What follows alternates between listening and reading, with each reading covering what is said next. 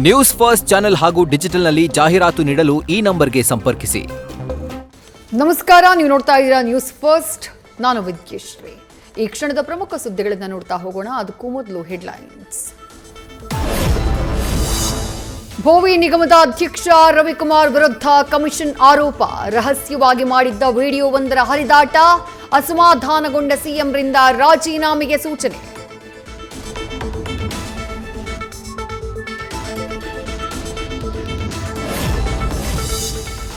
ಮಾಜಿ ಸಚಿವ ಕೆಎನ್ ರಾಜಣ್ಣ ಬಿಜೆಪಿಗೆ ಅರ್ಜಿ ಹಾಕಿದ್ದಾರೆ. ಅವರ ಮಾತಿನಿಂದಾನೇ ಕೆಟ್ಟಿದ್ದು, ಯಾವ ಷಡ್ಯಂತ್ರವೂ ಇಲ್ಲ. ಮಾಗಡಿ ಶಾಸಕ ಎಚ್.ಸಿ. ಬಾಲಕೃಷ್ಣ ಸ್ಫೋಟಕ ಹೇಳಿಕೆ. ಕಾಂಗ್ರೆಸ್ ಶಾಸಕ ವೀರೇಂದ್ರ ಪಪ್ಪಿಗೆ ಮತ್ತೆ ಇಡಿ ಶಾಕ್. ಚಳ್ಳಕೆರೆ ಹಳೆ ಟೌನ್ನ ಮನೆ ಮೇಲೆ ಇವತ್ತೂ ದಾಳಿ. ಶಾಸಕರ ಐಷಾರಾಮಿ ಕಾರುಗಳ ಜಪ್ತಿಗೆ ಡ್ರೈವರ್ ಸಮೇತ ಬಂದ ಅಧಿಕಾರಿಗಳು. ಬ್ಯಾಂಕ್ ಖಾತೆಗಳ ಬಗ್ಗೆಯೂ ಪರಿಶೀಲನೆ. ದಾವಣಗೆರೆ ಎಸ್ಪಿ ಉಮಾ ಪ್ರಶಾಂತ್ರನ್ನ ನಾಯಿಗೆ ಹೋಲಿಸಿದ ಶಾಸಕ.